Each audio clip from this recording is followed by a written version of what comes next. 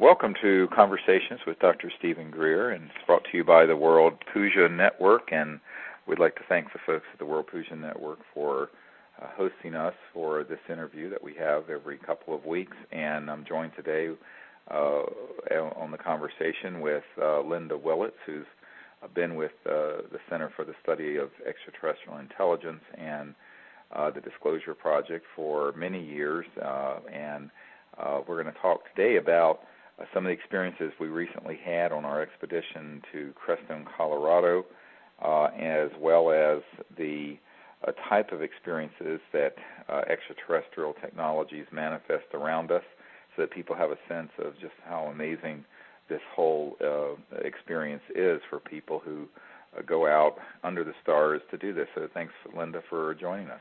Sure. It's a pleasure. Great. Well, you want to talk a little bit, share some of the impressions you had from the events that happened last month in Colorado with everyone? It was incredible, and one thing I'll start by talking about the bubbles and the compasses, because we've been going to Crestone now. I think this was my 12th or 13th time, and I know the CSETI group had gone for a few years even before I started going. So it's been many, many years we've gone to Crestone, but we started using this one particular site in 2006, and that was the first year that people started finding bubbles appearing in their compasses, the liquid part of their compasses. And, an air bubble can't get into a compass unless there's a leak somehow. There were no leaks. Everybody was getting a bubble in their compass. And that happened in 2006, it happened in 2007, and it happened again here in 2008. And, in fact, even, you can't say it's an elevation thing or anything. We've been all over this valley. We've been at higher elevations. There's never been bubbles until 2006. And, in fact, this particular year, one of the members of our group left his compass in his hotel room, which was less than a mile from our field site, probably even less than half a mile from our field site. And he didn't have any bubbles in his compass until about the third or fourth night. He brought his compass out to the field, and the next morning he had a bubble. And Dr. Greer did a meditation.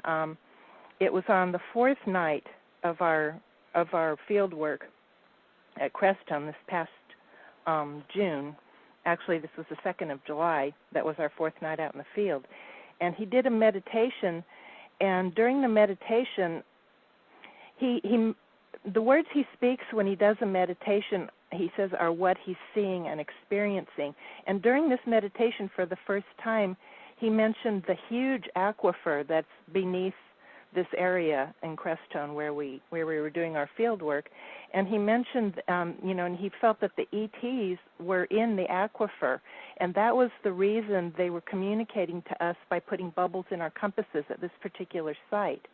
And during this part of the meditation, when he was talking about the aquifer and the water, this really gentle, light rain started to fall on us, and it was just so timed perfectly with that part of the meditation. So it was a crystal clear sky. Yeah, there were no clouds, and yet these light, gentle raindrops were falling on us. And then during the meditation, as we had done for the first time in his meditation in Mount Shasta in 1999, he had invited the ETs and the Celestials to participate with us in the healing of the earth, and that was the first time that this huge triangle appeared over us and moved across the sky so majestically. And that happened 3 times that year in Mount Shasta, when in the middle of each time he did that meditation. Well, he did, in the same meditation that he mentioned the aquifer and the raindrops started to fall, we also entered into that communication with this intergalactic center that is the source of this huge triangle. And right after the meditation finished, this triangle went over us in Crestone. Right, and it was enormous. It was about the size of the triangle in Pegasus, and moved across the sky. In fact, it was so large, a lot of people couldn't quite grasp and see the points of it. It was 3 points of light, and it happened. It came directly overhead and then turned over and went over the Sangre de Cristo Mountains. And this object was out in deep space, and it, of course, when it happened at Mount Shasta a few years ago, and by the way, we're going to be, the public listening are invited to this event at Mount Shasta in each year, and the Crestone, and these are open to the public, and you can see about what we're doing at www.cseti.org, cseti.org. But we were astonished because it was so large that it was seen from Vancouver all the way down to L.A., and the one this time was equally as large, and what we concluded was that we were seeing one side of a massive tetrahedral object way out in space, and it was hundreds to thousands of miles across on each side. It was enormous. But what preceded it is exactly what Linda was talking about. We go into the states that we do. Often we will do a puja, and we will teach people deep meditation and cosmic awareness. And then we have these meditations out under the stars where we go into this universal cosmic mind together and then remote view where these extraterrestrial visitors are, and then invite them to come for a gathering of peoples for the creation of a time of universal peace on Earth. And that's the purpose of really why we're there. And it's called Ambassadors to the Universe because we're teaching people to become ambassadors from humanity to these visitors who we know are here and are waiting for an appropriate response. So when everyone gets into this synchronous state, in this meditative state, we have these amazing things happen. And Linda mentioned three of them. One was this strange phenomenon with these bubbles being formed inside these hermetically sealed compasses. And a physicist who was there last year said, well, this is like some type of high-energy plasma-like effect. And it happened each time after we had seen that there was an extraterrestrial vehicle that was around us but not quite fully materialized. And we'll get into this in a moment, where we have a lot of electromagnetic anomalies and where people can actually see the shape of a craft, but it's almost like it's a electronic hologram or an electronic energy field as opposed to a solid matter, but it's in the shape of a craft.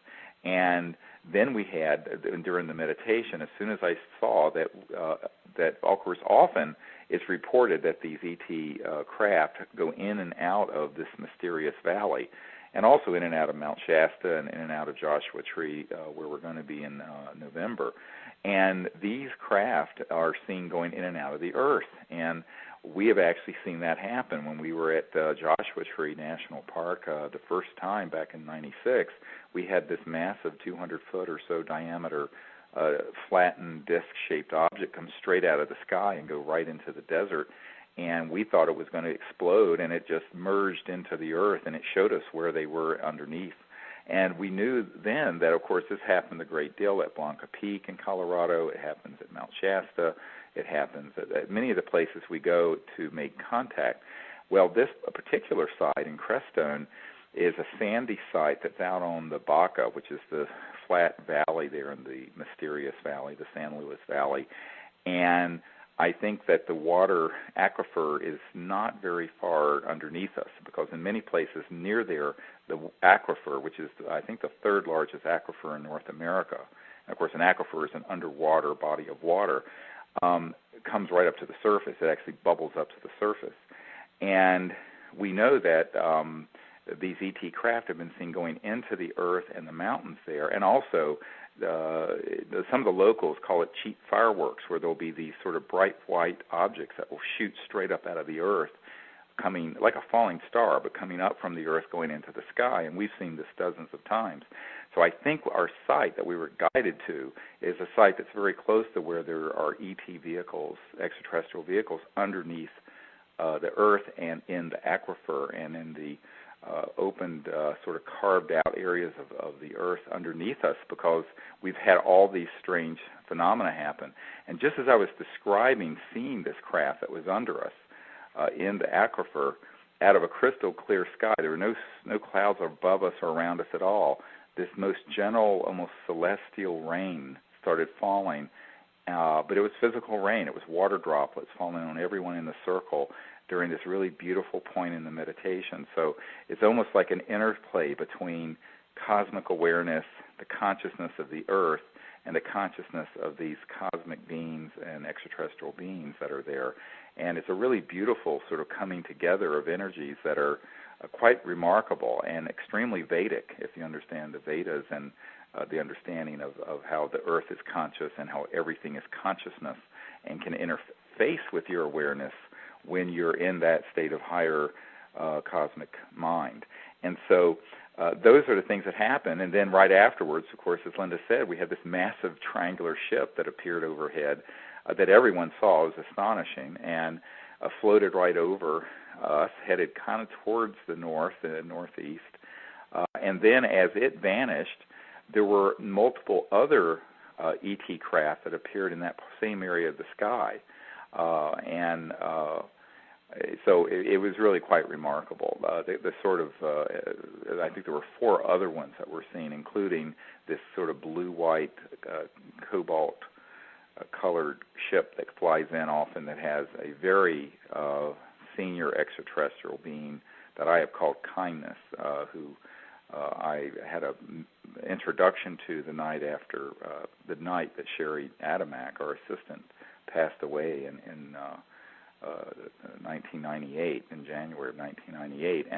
And this craft, by the way, we saw every single night in Crestone this year, and some nights more than once. And it's quite remarkable because it has a bluish-white tint to it. Often it'll come in from space and come into the atmosphere and shine a light on us. In fact, last year when we were at this same site in Colorado, we actually had a brilliant beam of light come from that ship and shone right on the group as we were sitting out there very, very late out under the stars. So, we just have these amazing experiences, and most people who, hear these things, it sounds like something out of a science fiction movie, except when you come on these expeditions and you realize that this kind of phenomenon, these expressions of extraterrestrial awareness and their amazing ways that they interact with us, is simply not like a Hollywood movie. It's so much more beautiful and so much more interesting than what you see even in special effects from George Lucas or something.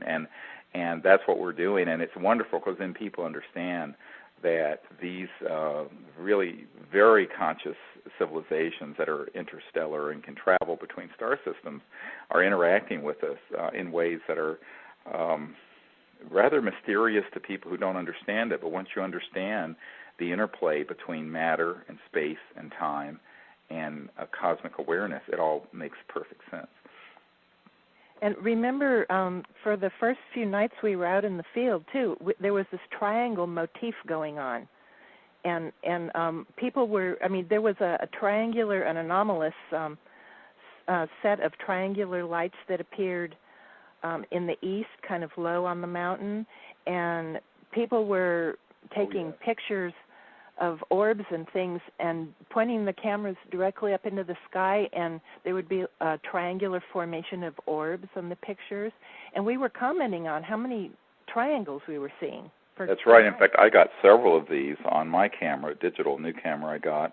It was just an 8.1 megapixel camera, but it got this perfect equilateral triangle, which is the CSETI logo, which you can see if you go to cseti.org. You'll see the logo. And that shape kept appearing all week and then appeared with this massive triangle that was materialized. That was 3 points of light, very distinctly seen, moving across the sky. And it wasn't like a small thing. This is a very large area of the sky that was moving, as if 3 bright stars lit up. And, of course, they were just outlining the dimension of one side of this massive interplanetary center is what I believe it is, because it's too large to be in our atmosphere, and it certainly is in a group of satellites that are moving together like that. And plus it has turned and signaled to us before. Right. And so we know it's our visitors, and we know that it happens when the group is in a great deep level of synchronicity and resonance in a higher state of awareness. And So these experiences were wonderful. The other thing that happened that's very interesting about this is that from that site, we had people who saw a craft appear.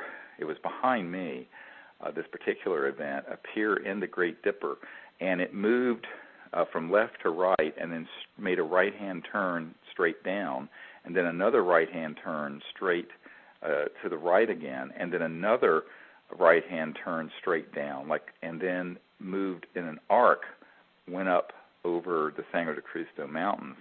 And it originated, however, right there in the Big Dipper, where we had this amazing event happen on one of the, I guess it was the next night. The following night, we were up on Blanca Peak, and we had seen this beautiful golden ship appear out over the great sand dunes there. And we were there and, of course, had been doing our protocol for making contact using lasers and consciousness and remote viewing. And we had done this Puja right at sunset just before this happened. And we were up on about 9,000 feet up on Blanca Peak, overlooking the valley and the great sand dunes, and did this beautiful Puja. And then I taught everyone meditation again, and we were then in our circle. And what happened was this craft, when it moved over, it came in from the area of the sand dunes and over the Sangre de Cristos to our northeast, and then moved into a cloud. And we thought it had vanished, but then about a few minutes later, it reemerged, the same ship, and came back out, and then moved over towards the Big Dipper. Then the sky completely cleared off so that there was no clouds at all in the sky, and the Big Dipper was there, sort of in the northwest, I guess, at that point. And we started noticing, after a member of our team in his meditation asked the ETs to do something with rearranging the formation of stars in the Big Dipper. And he just sort of had a whimsical thought like that, but he hadn't shared it with the whole group. He just had it privately. And all of a sudden, one star, and at times two stars, in the Big Dipper would be turned off and on as if they were spotlights. Now, I had a binocular that was a night scope that magnifies starlight 32,000 times. And it was clear that there was no cloud and nothing up there that could be seen, and yet very selectively, just exactly from where our group was sitting, there would be one and sometimes two of the stars, of the 7 stars in the Big Dipper, that would go on and off, and then we would signal to it with our laser, and they would signal with us. And this went on for 15 or 20 minutes or something. Right. And we actually filmed this. And what's amazing about it is that there is absolutely no, even though we've never had an experience like that one, it was another way of them saying, we're with you, we see you, we're going to interact with you. And then we had more experiences that ensued that night, because there's a contact site that we go to up on Blanca Peak that we've had amazing contact since 1997. And that was the night that we were going to go up to this really beautiful and very sacred site up on Blanca Peak, which in the Native American tradition is the sacred mountain of the East for the Western tribes of Native Americans. And so we went up there, but this was, before we went to the contact site, we had this whole series of amazing sightings and signaling. And it happened that the signaling was happening in a certain sequence that we've been trying to decode. And it's very reminiscent of what happened last fall up in November, a few months ago, in November of 2007, when we were at the Joshua Tree National Park. And by the way, we're going to be taking a group up there in November this year also, and we're going to also have a whole group here in Charlottesville in the Blue Ridge Mountains at our farm in October, in the last day of September and the first week of October, if people want to join us here. And it's going to be, all that information, by the way, is at cseti.org. But what was fascinating about the sequence was that there was some numeric mathematical sequence to it that we're still trying to analyze, frankly. But when a whole bunch of people got back, it was about an hour drive to get back to our condos and hotel in Crestone from where we were up on Blanca Peak. And, of course, we're out there till 2 in the morning, so it was very late. Several people came in, and their clocks had restarted as if there had been a power failure. But instead of the clocks going back to 12:00 a.m., which is what most clocks do, in fact, my clock, when I checked into my condo, had that on it because there had been a power interruption. They were all saying 3:03. And, again, we were having this, a 3 being, of course, the point of 3 points of a triangle. There was this motif, this numerological motif. And it was quite anomalous because if you were just to interrupt the power supply to these clocks, they all just start when the power comes back on to 12:00 a.m. and are flashing. Instead, they were flashing 3:03. And there was this motif going on about these numbers. One clock, there was only one that did 6:06, which is a multiple of 3:03, which is even more bizarre because nothing ever comes back 6:06. So this whole thing, people go, well, what does all this mean?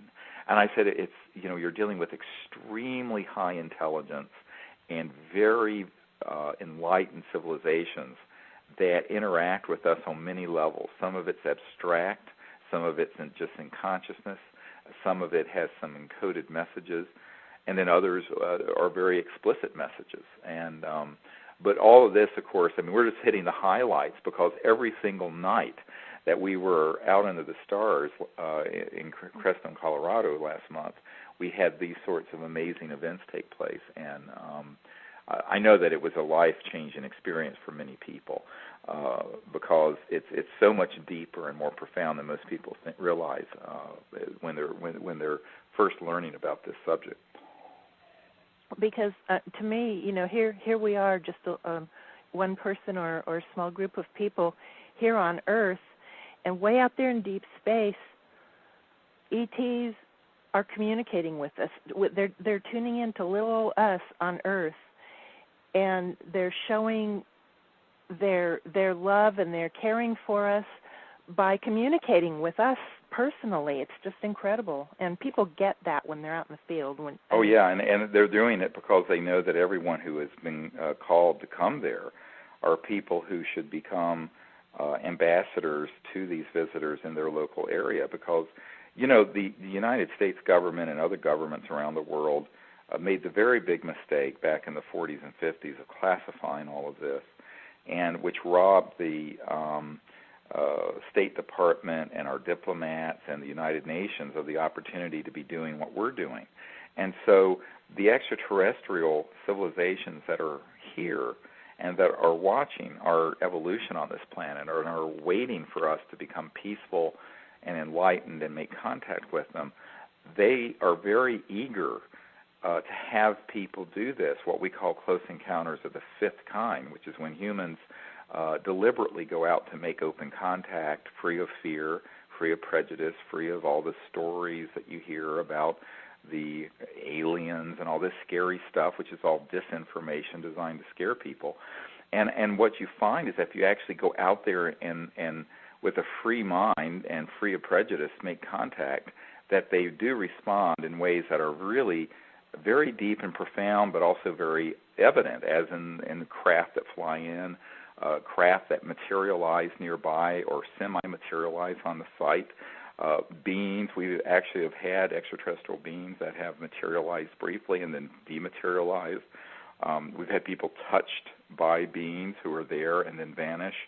And no one's scared by this because they're prepared before they come, because there's a training kit that everyone gets before they come, so that they understand that there's going to be a lot of unusual experiences, because we're not dealing with 21st century human technology. We're dealing with civilizations that can transfer through space and time across thousands of light years of space, if not millions of light years of space.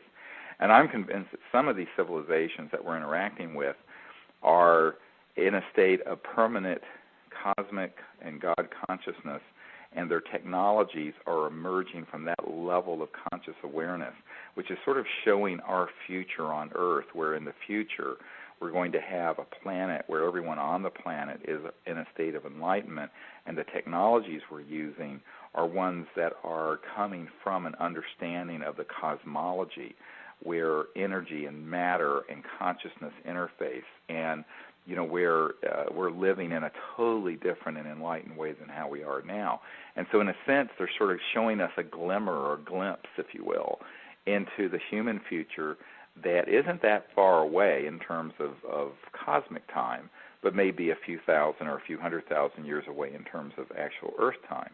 And I think that that's why this is so exciting, because we're not only seeing the way these civilizations exist right now throughout the cosmos, but we're getting glimpses into the kinds of sciences and technologies and sciences that are interfacing with conscious awareness that will be the human future in the not-too-distant future, looking down the next few hundred years and few thousand years.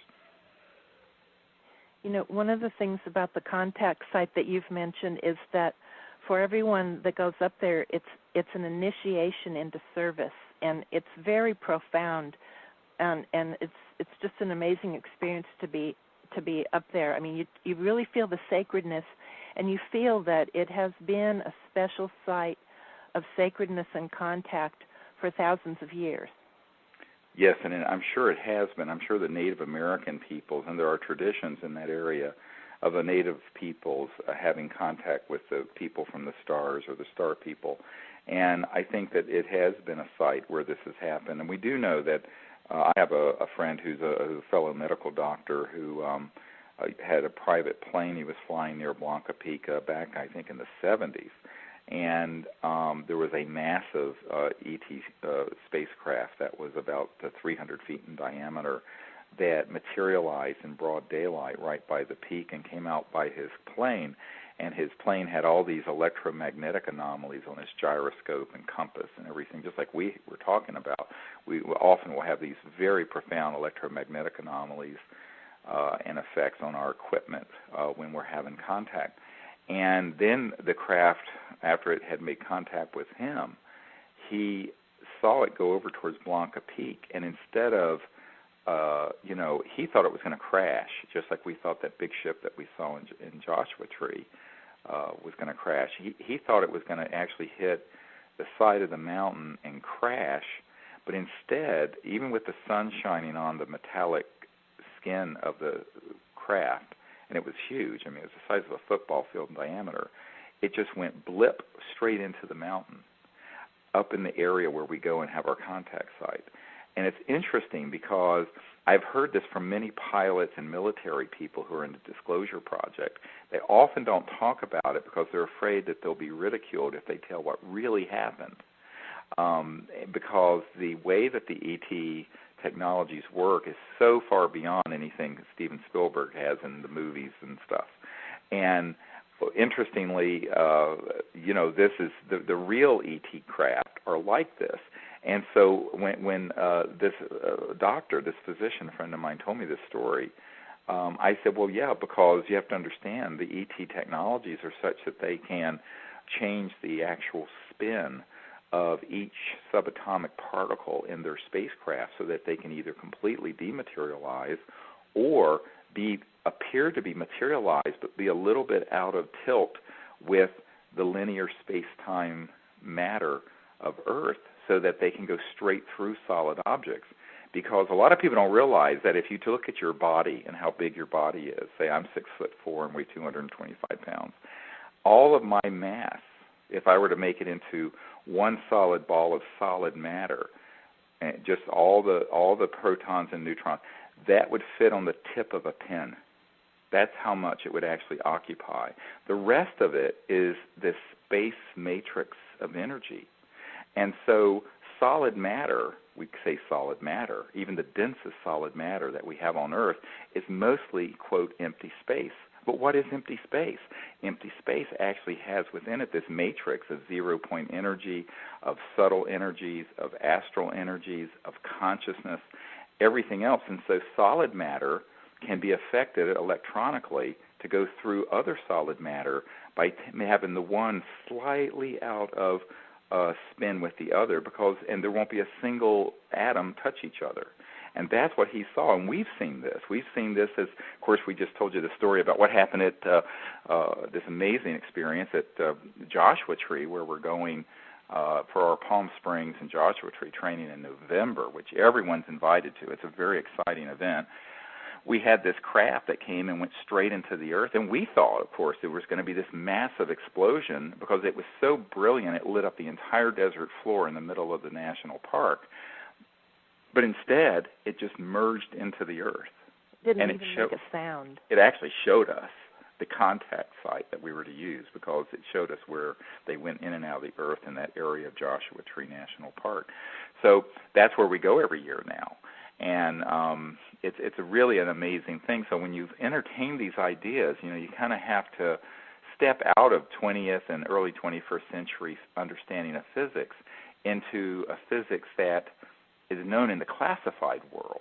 It's certainly known at Lockheed Skunk Works and places like that, but it's not taught at MIT or Yale or Harvard or Caltech or anywhere else. So I think that what's important is that part of it is also a scientific educational program to understand what the potential is, and therefore all the unusual ways that extraterrestrials can interface with our environment, with ourselves, with our awareness, that aren't in our worldview, that are totally paradigm busting, because we're dealing with civilizations that are able to travel at multiples of the speed of light, who are able to have thought interface with the machine so that the machine does what the thinking is telling it to do.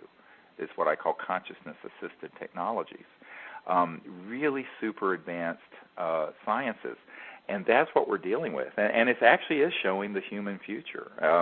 A great deal of what I'm talking about is actually already known within the classified projects that I've been exposed to and have known people who've worked in. But unfortunately, we're sort of locked in the 1800s with the sciences and technologies we're using today on Earth. But on these CSETI experiences, the CSETI experience is one where people are really being introduced into the reality of how space, matter, time, consciousness all come together and interface. And that's why we have all these experiences that when you first hear them, they sound just crazy. Like, why would an ET being civilization obscure, one star in the Great Dipper, in the Big Dipper, over and over again in some kind of sequence where multiple different stars were being turned on and off in a crystal clear sky in Colorado? Well, there is a message there, and it's part of the message is, hey, we can do this, and then it's for us to figure out what the meaning is. So it's a wonderful experience, and every single time we go out on these expeditions, it's different. In the end of September and early October, we're going to be here out in the Blue Ridge Mountains, where there's so many sightings and events that happen. In fact, we've had craft right over our house here that have been seen by our neighbors, and that's you are all who are listening to this interview are welcome to come to this. And we're going to be out every single night under the stars and out under the sky. But when we were here in 2006 in the fall, I don't know if you remember, Linda, we had this amazing experience, and actually I think this image is up on the CSETI website at cseti.org, where we were sitting in a circle out on our meadow just off from the house here and overlooking the Blue Ridge and Shenandoah National Park, and a beautiful setting out here. And suddenly I saw right overhead, I felt first and then saw this craft that was way up in space. And I was pointing to it. And I pointed to it and then pointed to this energy field and object that came out of the ship that came straight into the center of the circle. And I actually pointed to it with my finger. Well, there was someone who was filming in super night shot, infrared. And as they were shooting this image, they didn't know they had captured the actual object that I was trying to point out to people that was so fast and so subtle that most people didn't sense it at all. But when he went back and looked at the film footage, there was this very unusual probe that looks, and there was a sort of a Fibonacci sequence to the way that it was shaped. It had sort of a curved area It was like a rod that had a curved area that was the receiver and a pointed area opposite, further down, that was the transmitter, and then another curved area. And it was moving, and it came straight out of the sky, and it followed my finger because I actually saw it and sensed it with my consciousness. And it went right into the center of the circle and became an object standing there that was both used for interfacing with our consciousness and thoughts and meditation between our group and these extraterrestrial visitors. And then subsequently, there were multiple other of these objects that were filmed all around us in the meadow, right where we were. And again, they showed up on this super night shot, and they're really quite an interesting set of images and photographs to see. And so that's another thing that's very unusual, is that a lot of people, don't realize that they don't have to come in like an F-16 jet fighter.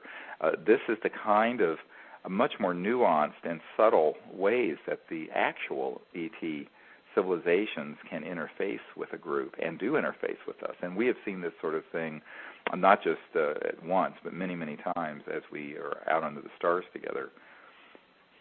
And the animals around us, the wild animals, can sense these things, because quite often we'll hear that the coyotes will start up when something really profound is happening.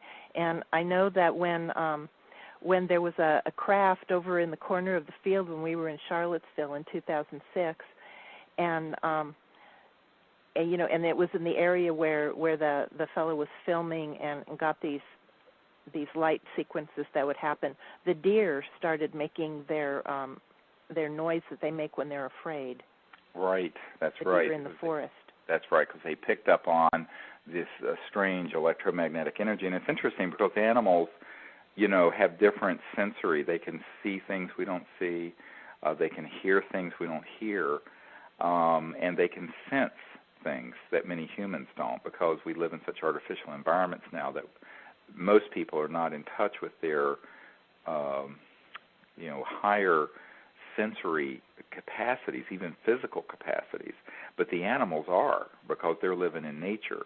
And it's really interesting to see how that will happen with various animals when contact is about to happen or in the process of happening.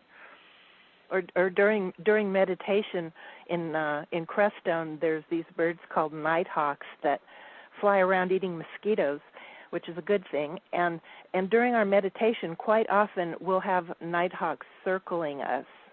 You can hear, because they make a certain noise you can hear, and they're drawn in just by the consciousness that we're creating. Yep. Yes. And another thing that just delights me every time is how the ETs interact with nature, not only, with our electronic equipment, which they're always, doing strange things and signaling us with, but nature. They use nature. The raindrops happened twice in Crestone this past time we were there, and they happened the night that you did the meditation about the aquifer, and then they also came down when we were up at the contact site. And so and there were no clouds at that time. But the ETs also create clouds. Like as we walked up to the contact site, there was that military jet that started descending. That we were under surveillance, and they know the contact site is a special spot. So the ETs created a cloud over us that made an opaque shield that the plane couldn't see through. That's right. And it came in exactly as we were moving up there. And also, when we were up at this site called Sand Flats up on Mount Shasta last year, we had done a puja overlooking this whole area with the volcano of Mount Shasta in the background, and we were sitting in circle, and it was crystal clear, and it was a beautiful night, and we started having this really purifying, gentle rain fall on us. Right.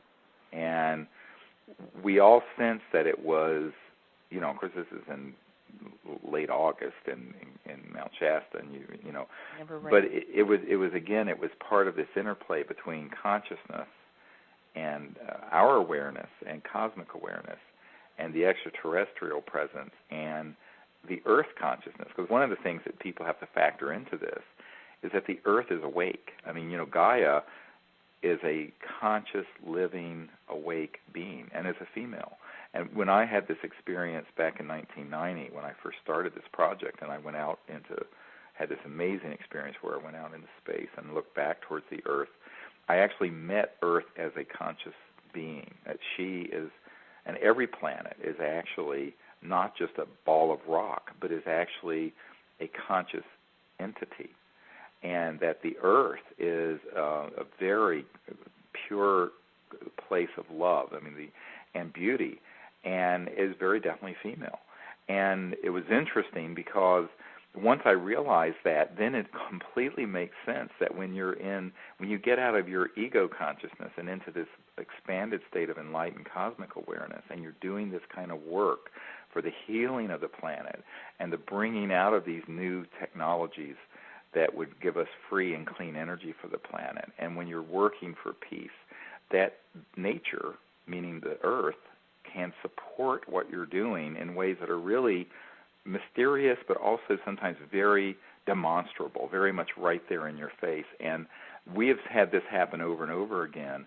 For example, we'll be, in England or someplace where it's completely raining and cloudy, and we'll sit in our group and make a meditative circle, and a perfect ring of crystal clear sky opens up above us and stays there the whole time we're out until we break the circle, say goodnight, and a little blessing, and then the clouds close back in. And you can't make this stuff up. And this is not, if it happened once, well, it's a coincidence, but it's happened dozens and dozens of times. And, people are always so amazed by it. And I say, well, it's because we're doing this, but we're doing this from a place of the greater cosmic consciousness as ambassadors from Earth to these visitors. But we're also inviting the Earth energy, the spirit and consciousness of Earth herself, to participate, and she does.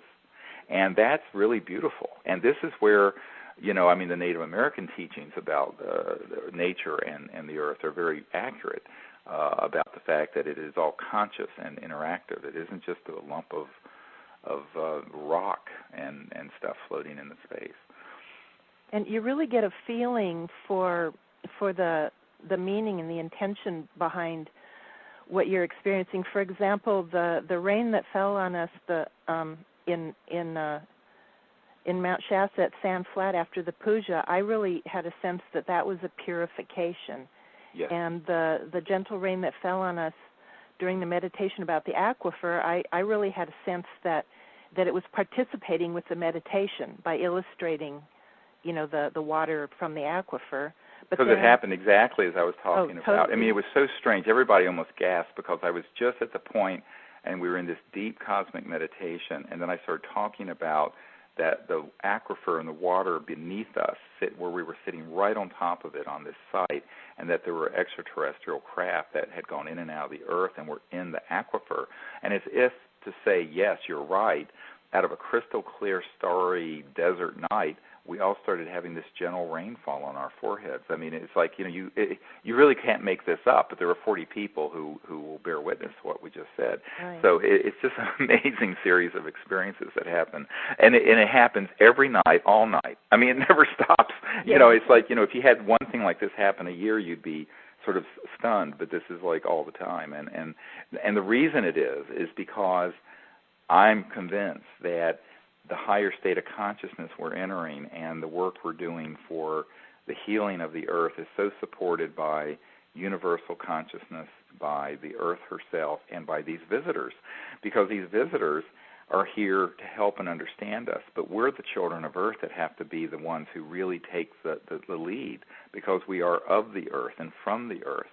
And so the other part of it is that they're very happy that there are some humans who are willing to reach out and make contact with them rather than just make up scary stories about them or start shooting at them with electromagnetic weapon systems like our classified military programs are, or just simply deny their existence, which all the kind of pinheads and bony-headed folks in the mainstream media will say, well, this can't be true, because if it were true, I would know about it because I know everything. The whole attitude of the arrogant media.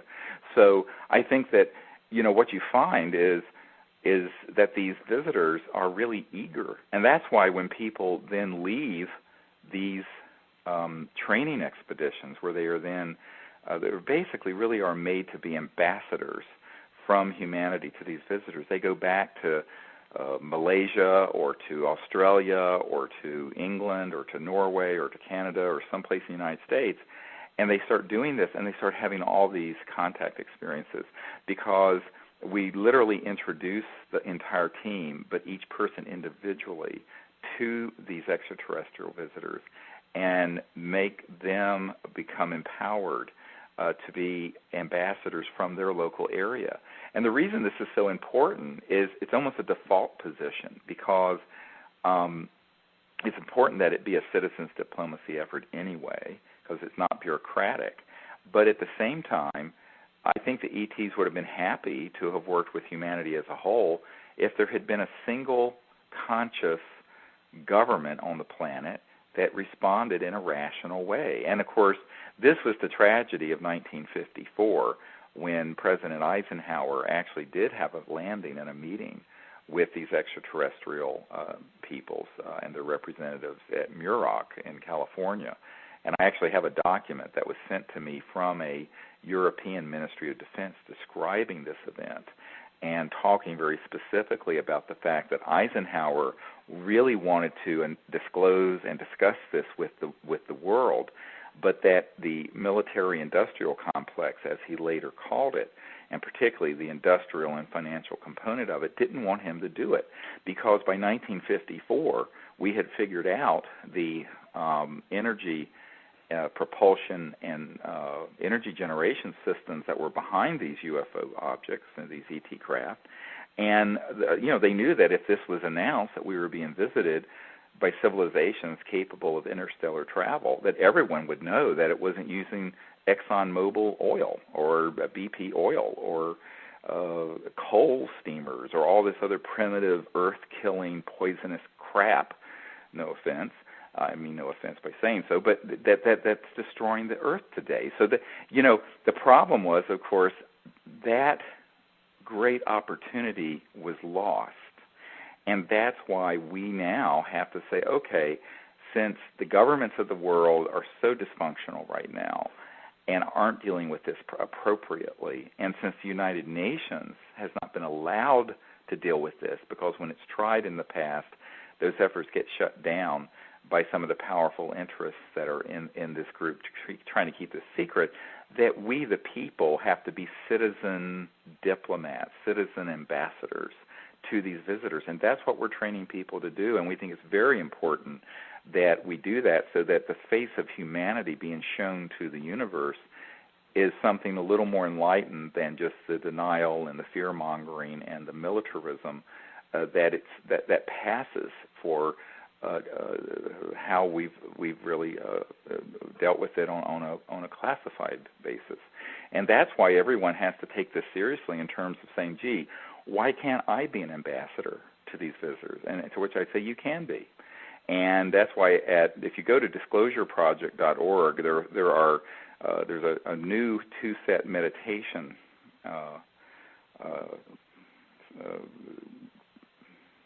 teaching plan that's been put in there that teaches you the meditation, and then another one that teaches you the vectoring protocols for making contact. And all the information is up there, so that even if you don't have time to come to one of these events, you can go to disclosureproject.org and order this material, which is very inexpensive. And you can learn how to do this so that you can become an ambassador in your area. It's interesting. We've had people who, before they came on these expeditions, had gotten these materials and done it in their local area and had amazing sightings and contact with them and just a small 3 or 4 friends or family members. So these visitors are watching this. I mean, there are only 6.5 billion people on the planet, and there are only a handful of those people who are aware of this subject to the point where they will take it upon themselves to make contact. And I think that if you understand Rupert Sheldrake's morphogenic fields, where it's sort of like the 100th monkey effect, where a critical number of people begin to do something, it then causes a shift in consciousness socially and in society and in consciousness all around the world, and in fact perhaps throughout the universe. And that's why it's so important that people come together to do this, understanding the principles that all of this is most effective when it's coming from the experience of cosmic consciousness and from that deep state of oneness of mind. Engage in these contact protocols because it has such a profound effect, and also engage in the meditations and prayers for the healing of the earth and the creation of universal peace with Earth and these other sister planets working together in a whole new era of universal peace. And that's the time that we have entered. And the only way it's going to actually come to pass and be fulfilled is for more and more people to not just know about it, but to begin to practice it, to put it into action. And then it creates this morphogenic field effect where it begins to change the whole consciousness. And so, in fact, I can tell you that over the last year or two, there is a G7 country whose Ministry of Defense and their head of state has been communicating with us about setting up a Eisenhower-type, Muroc-type landing event to make open contact working with our group in this country so that it could then be documented and then announced very quickly within a matter of a few days to the world. So this is something we are actively pursuing with a major G7 country. And I think that what people need to understand is that the reason that it's reached that level of awareness within the various nations of the world is because our little humble effort, which is an unfunded, nonprofit effort, has had an effect not only in sowing the seeds in a very fertile ground of consciousness for this, but that enough of us have been doing this for long enough that it really is creating the morphogenic field that's now affecting world powers. And that's why we think it's so important for people to hear these stories and think, well, why can't I do that? I'm living in Minneapolis, or I'm living in Hawaii, or wherever I am. Why can't I go out and do this? And to which I'd say, yes, you can and you should, because by doing so, you're opening up and potentiating this whole shift into a time of universal peace and a cosmic culture being established on Earth. And this consciousness is so powerful that it's drawing in the help of spirits very, very often. Every time we go out into the field, we're usually in a semi-wilderness area. We sense the presence of Native American spirits. We sense the presence of our deceased relatives. We sense celestials and avatars, as well as ETs. I mean, we're drawing universally and affecting everybody, and we're drawing on the help of the whole universe. It's just incredible. Yeah, the protocol is really to invite all of these beings to participate. So it's going from the unbounded through the whole cosmology of the celestial and the astral and the physical extraterrestrial for this shift to happen. Because there's no separation. Everyone thinks of these things as other dimensions. Well, it's really not a good word because it makes it sound like it's so far away. Nothing's far away. If you understand the nature of the conscious mind, the awake mind is omnipresent. And as Erwin Schrödinger said, the father of modern quantum mechanics, he said the total number of minds in the universe is one. And that is, it's a singularity.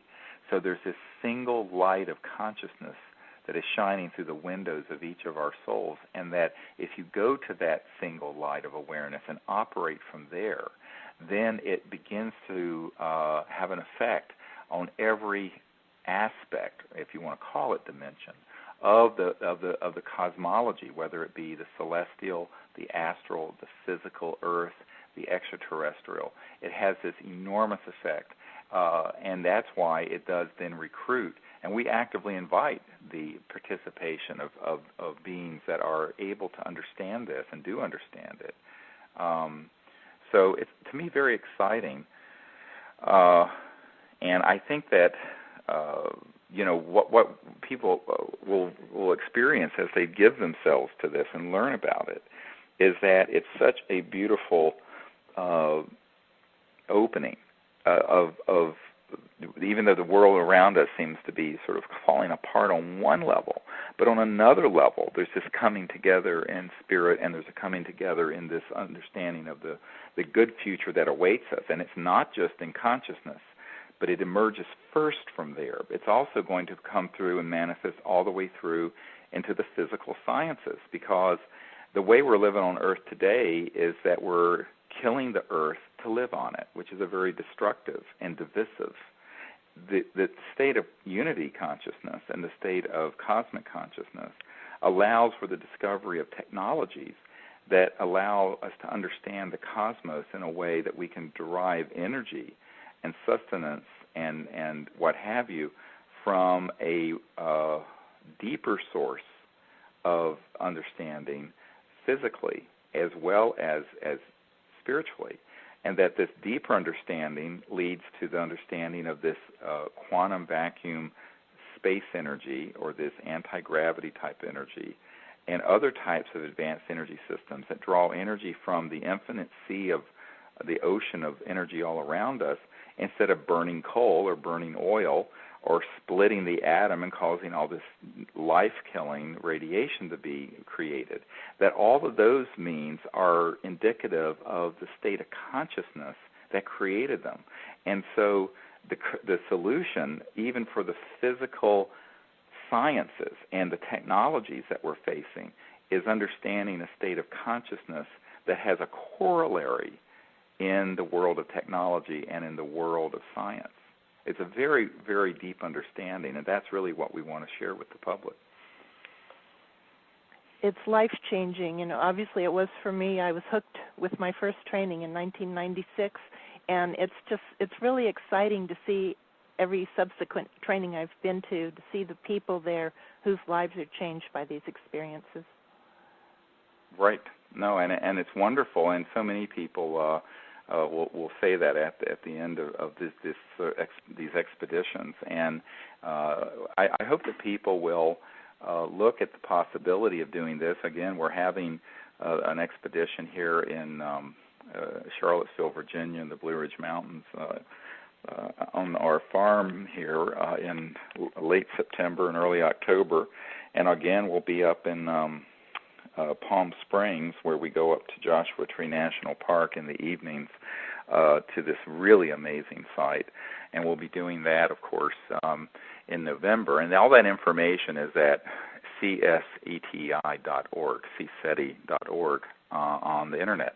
And, you're invited to participate. And also, if you do learn these protocols, if you get the training materials that are there, you can begin to practice them on your own, even before coming to one of these, and then share with us, if you would, the kinds of experiences you had. We've had people who've done this who have lived all over the world who then contact us and talk about the amazing contact and sightings and experiences they've had using these protocols. And it's a growing body of knowledge, and we hope this fall to come out with a new book that will be describing the CSETI experience over the last 15 years or so, because there's so much that's happened, and there's so many amazing experiences like these few that we've just shared over the last hour that just happened last month in Crestone, Colorado. But it's almost 18 years of that kind of experience, because we formed the CSETI effort in 1990, 18 years ago, in fact, this month in August. And so what we're seeing is that as more and more people understand this and begin to practice it, it's not only opening up the potential for universal peace in our own local areas, but it's potentiating this disclosure of information amongst the world's governments, and now amongst a very significant G7 country, a serious dialogue with their top leaders about having a CSETI CE5 type contact event happen that would involve their head of state and their Ministry of Defense and their Foreign Service and Diplomatic Corps and their scientific community and all of that. So it's very, very exciting, and it's a whole new era that is opening up. Well, I think we've about expended our hour. I'd like to thank you, Linda, for joining me today at the World Puja Network, and look forward to seeing you soon at Mount Shasta. Of course, right. we'll be up there in a couple of weeks, I guess, or so. And I hope all of you will find a way to join us somewhere under the stars. It's such a wonderful experience, and I'd like to thank you for listening to Conversations with Dr. Stephen Greer, and it's been brought to you by the World Puja Network. And I'd like to thank the folks at the World Puja Network for hosting us, and I look forward to speaking to all of you again very soon. Thank you, Linda. Thank you. Bye-bye. Bye.